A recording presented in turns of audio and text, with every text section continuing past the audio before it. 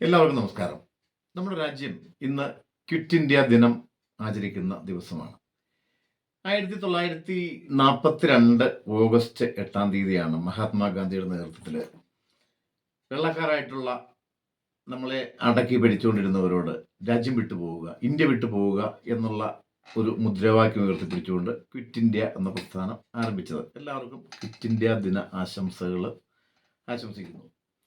അതോടൊപ്പം ഞാനൊരു ചിന്ത പങ്കുവെക്കുന്നത്, അന്ന് ക്വിറ്റ് ഇന്ത്യ എന്ന് വെള്ളക്കാരോട് പറഞ്ഞ് അവരെ നിരന്തരമായ നമ്മുടെ പൂർവികരായിട്ടുള്ള ആളുകൾ, നമ്മുടെ കാരണവന്മാര് നിരന്തരമായ ത്യാഗപൂർണമായ സമരത്തിന്റെ ഫലമായിട്ട് വെള്ളക്കാർ രാജ്യം വിട്ടുപോയി, നമ്മൾ സ്വതന്ത്രരായി. ഇപ്പോൾ ആധുനിക വെള്ളക്കാരാൽ നമ്മൾ ഭരിക്കപ്പെട്ടുകൊണ്ടിരിക്കുകയാണ്. ഞാൻ ഒരു രാഷ്ട്രീയ പാർട്ടിയെ ഉദ്ദേശിച്ചല്ല പറയുന്നത്. ഇപ്പോൾ പലരും ക്വിറ്റ് ഇന്ത്യ എന്ന് സ്വയം അവനവനോട് പറഞ്ഞുകൊണ്ടിരിക്കുന്ന ഒരു അവസ്ഥയിലാണ് കാര്യങ്ങൾ പോകുന്നത്. ഏറ്റവും അടുത്ത് ചെറുപ്പക്കാരായിട്ടുള്ള അഭ്യസ്തവിതരായിട്ടുള്ള ആളുകൾ, കഴിവുള്ള കുട്ടികൾ ക്വിറ്റ് ഇന്ത്യ എന്ന് പറഞ്ഞുകൊണ്ട് അവർ പഠിക്കാൻ വേണ്ടി ആദ്യം ക്വിറ്റ് കേരള എന്ന് പറഞ്ഞ് കുറേ ആളുകൾ അയൽ സംസ്ഥാനങ്ങളിലേക്ക് പോകുന്നു. അല്ലാത്തവർ ക്വിറ്റ് ഇന്ത്യ എന്ന് പറഞ്ഞുകൊണ്ട് വിദേശ രാജ്യങ്ങളിലേക്ക്, ജർമ്മനിയിലേക്കും കാനഡയിലേക്കും അമേരിക്കയിലേക്കും യൂറോപ്പ് രാജ്യങ്ങളിലേക്ക് പൊയ്ക്കൊണ്ടിരിക്കുന്നു. ആ കൂട്ടത്തിൽ ഈ ലോകത്തുനിന്ന് തന്നെ ഒന്ന് എത്രയും പെട്ടെന്ന് രക്ഷപ്പെടണേ എന്ന് ഉദ്ദേശിച്ച് വയസ്സായ ഒരു പറ്റം ആളുകൾ 1600 രൂപ കേവലം പെൻഷൻ പോലും ലഭിക്കാനില്ലാതെ, ജീവിക്കാൻ ഒരു മാർഗവും ഇല്ലാതെ എത്രയും പെട്ടെന്ന് ഈ ലോകത്തുനിന്ന് തന്നെ കിട്ടാകണേ എന്ന് പ്രാർത്ഥിച്ചുകൊണ്ട് വയസ്സായ ഒരു വിഭാഗം. ആ കൂട്ടത്തിൽ ഇപ്പം നമുക്കറിയാം, നമ്മൾ ഈ പ്രളയങ്ങളുടെ ഒരു കാലമാണ്. കഴിഞ്ഞ ദിവസം വയനാട്ടിൽ ഉണ്ടായ അതിഭീകരമായ സംഭവം നമ്മുടെ മനസ്സിൻ്റെ അഞ്ഞടുക്ക് ഇപ്പോഴും മാറിയിട്ടില്ല. അതിലും ഭീകരമായ മഴയാണ് ഇനി ഉണ്ടാകാൻ പോകുന്നത്. കാലാവസ്ഥാ പ്രവർത്തകർ അവർ അങ്ങനെയുള്ള പ്രവചിച്ചുകൊണ്ടിരിക്കുന്നു. അപ്പോൾ ഡെമോക്രസിന്റെ വാള് പോലെ തലയ്ക്ക് മുകളിൽ മുല്ലപ്പെരിയാർ എന്ന ഒരു ഡാം ഇങ്ങനെ അതിഭീകരമായിട്ട് 3.5 ലക്ഷം ആളുകൾ ഉള്ളപ്പോഴും 35 ലക്ഷം ആളുകൾ, അതിങ്ങനെ ആളുകൾ പല പല കണക്കുകൾ പറയുന്നു. ഇതൊന്നും സംഭവിക്കില്ല, അത് പൊട്ടിയാലും സംഭവിക്കില്ല എന്നൊരു വിഭാഗം ആളുകൾ പറയുമ്പോഴും അതിൻ്റെ ചോട്ടിൽ, ഇല്ലെങ്കിൽ അഥവാ അത് പൊട്ടിയാൽ, ഇടുക്കി ഡാം പൊട്ടിയാൽ അതിൻ്റെ ചോട്ടിൽ, അതിൻ്റെ ആ ഏരിയയിൽ വരുന്ന ആളുകൾ എത്രയും പെട്ടെന്ന് ഇവിടെ നിന്ന് രക്ഷപ്പെടണേ എന്ന് പ്രാർത്ഥിച്ചുകൊണ്ട് ഒരു വിഭാഗം അങ്ങനെ നിൽക്കുന്നത്. അവർ ക്വിറ്റ് ഇന്ത്യ എന്ന് പറയുന്നില്ലെന്ന് മാത്രമേ ഉള്ളൂ. ആ കൂട്ടത്തിലാണ് ഈ പരിസ്ഥിതി ലോല പ്രദേശം, ഇല്ല ESI, അങ്ങനെ നിർണയം എന്നൊക്കെ പറഞ്ഞ് ഈ കർഷകരെ ദ്രോഹിക്കുന്ന, ഇല്ല കർഷകരെ എങ്ങനെയും ഇവിടുന്ന് ഓടിച്ചു വിടുന്ന ഒരു വിഭാഗം, അവരും ക്വിറ്റ് ഇന്ത്യ എന്ന് മനസ്സിൽ പറയുന്നുണ്ട്. പക്ഷെ പോകാൻ മാർഗമില്ലാത്തതുകൊണ്ട് അവരിങ്ങനെ ഉള്ള പറമ്പിൽ ജോലി ചെയ്തുകൊണ്ടിരിക്കുമ്പോഴാണ് ഈ വന്യമൃഗ ശല്യം, ആന, കടുവ, പുലി, പോത്ത്, ഇങ്ങനെ എല്ലാ സാധനങ്ങളും ഇവരുടെ കാർഷിക ദേഹങ്ങൾ നശിപ്പിക്കാനും അങ്ങനെ നിൽക്കുമ്പോഴും ഇവരും ക്വിറ്റ് ഇന്ത്യ എന്ന് അവരോട് പറയുന്നുണ്ട്. പക്ഷെ പറയാൻ മാർഗമില്ല. കാരണം അവരെ സംരക്ഷിക്കാൻ ഒരുപാട് ഈ വെള്ളക്കാരുടെ കോലത്തിലുള്ള ഉദ്യോഗസ്ഥ വൃന്ദമുണ്ട്, ഇല്ല രാഷ്ട്രീയക്കാരുണ്ട്.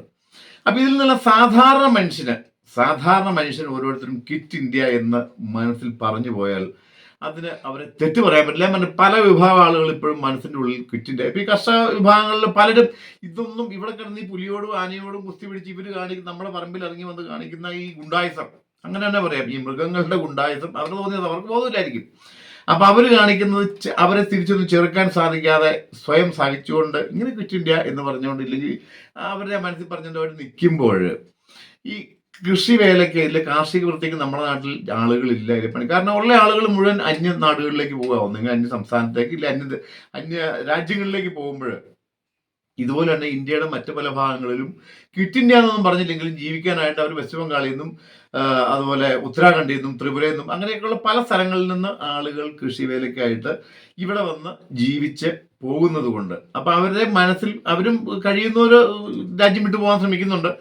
അപ്പം അങ്ങനെയുള്ളത് കൊണ്ട് നമ്മുടെ ഇവിടെ പിന്നെയും അത്യാവശ്യം കൃഷി ജോലികളും ബാക്കിയുള്ള നിർമ്മാണ മേഖലകളിലെ പ്രവർത്തനങ്ങളൊക്കെ നടന്നു പോകുന്നു. അല്ലാതെ നാടൻ ആളുകളില്ല. ഇങ്ങനെ ഇനിയും ആളുകൾക്ക് നമ്മുടെ ഈ നാട്ടിൽ നിന്ന് ഓടി രക്ഷപ്പെടാൻ, ക്വിറ്റ് ഇന്ത്യ എന്ന് മനസ്സിൽ പറഞ്ഞുകൊണ്ട് ഓടി രക്ഷപ്പെടാനുള്ള വ്യഗ്രതയാണ് ആളുകൾക്ക് ഓരോരുത്തർക്കും ഉള്ളത്. ഈ ബാക്കിയുള്ളവർ, ഇവിടെ താമസിക്കുന്നവർ, ഇവിടെ ജീവിക്കുന്നവർ, ഒന്നെങ്കിൽ പോകാൻ മാർഗമില്ലാത്തവർ, ഇല്ലെങ്കിൽ നാടിനെ അത്രയേറെ സ്നേഹിക്കുന്ന ആളുകൾ, ഇവിടെ തന്നെ ജീവിച്ചു മരിക്കണം എന്ന് ആഗ്രഹമുള്ള ആളുകളാണ് ഇപ്പോൾ ഇവിടെ ബാക്കിയുള്ളത്. അപ്പൊ അതിന് അനുവദിക്കണം എന്നാണ് നമ്മളെ ഭരിക്കുന്ന രാഷ്ട്രീയ നേതൃത്വങ്ങളോട്, നമ്മുടെ ഉദ്യോഗസ്ഥ വൃന്ദങ്ങളോട് എനിക്ക് അപേക്ഷിക്കാനുള്ളത്. ഒന്നുകൂടി ഞാൻ പറയുന്നു, ഈ നാട്ടിൽ ജീവിച്ച് മരിക്കാൻ സ്വതന്ത്രമായിട്ട്, ഇപ്പൊ നമുക്കറിയാം, നമുക്കൊരു വാഹനമായിട്ട് ഏതെല്ലാം രീതിയിൽ ആൾക്കാരെ പഠിപ്പിക്കും. ഒരു വാഹനമായിട്ട് റോഡിലേക്ക് ഇറങ്ങാൻ നിർവാഹമില്ല, ഓടിച്ചിട്ട് പിടിക്കുക. ഇപ്പൊ ഈ ഇന്ത്യയിൽ തന്നെ പല സംസ്ഥാനങ്ങളിൽ ഇന്ത്യൻ നിയമം എല്ലാം ഒന്നാണെങ്കിൽ ഈ കേരളത്തിൽ മാത്രം അത് കർശനമാണ്. അവന് കൃത്യമായിട്ട്, അതായത് അവന് പിഴാന്ന് പറഞ്ഞാൽ അവനുണ്ടാക്കിയെടുത്തിട്ട് പണിയെടുത്ത് ആർജിച്ചുണ്ടാക്കിയിരിക്കുന്ന സ്വത്ത് മുഴുവൻ എങ്ങനെയും പിടിച്ചു മേടിക്കാൻ വേണ്ടി അങ്ങനെ ഓരോ വിഭാഗത്തിൽപ്പെട്ട ആളുകൾ ഇറങ്ങിയിരിക്കുക. അപ്പൊ അവനും സ്വാഭാവികമായിട്ട് ഒരു വാഹനം ഓടിക്കുന്നവൻ അവൻ കിറ്റ് ഇന്ത്യ എന്ന് പറഞ്ഞാൽ അവൻ ഓടി അബുദാബിയിലേക്കോ ഇല്ലെങ്കിൽ മറ്റേ ഏതെങ്കിലും മറ്റുള്ള രാജ്യത്തേക്കോ തമിഴ്നാട്ടിലേക്കോ കർണാടകത്തിലേക്കോ അവൻ പോയി കഴിഞ്ഞാൽ അവനെ കുറ്റം പറയാൻ പറ്റില്ല. അപ്പോൾ നമ്മുടെ ഈ നാട്ടിൽ ജീവിക്കാൻ സ്വതന്ത്രമായിട്ട് സ്വസ്ഥമായിട്ട് ജോലി ചെയ്ത് ജീവിക്കാൻ അനുവദിക്കണം എന്നാണ് എനിക്ക് അപേക്ഷിക്കാനുള്ളത്. അതിന് നമ്മുടെ രാഷ്ട്രീയ ഉദ്യോഗസ്ഥ നേതൃത്വം തയ്യാറാകണം. ഒരു വിചിന്തനം പല കാര്യങ്ങളും നടത്തേണ്ടതുണ്ട് എന്ന് പറഞ്ഞുകൊണ്ട് എല്ലാവർക്കും ഒരിക്കൽ കൂടി ക്വിറ്റ് ഇന്ത്യ ദിനാശംസകൾ നേരുന്നു. നന്ദി, നമസ്കാരം.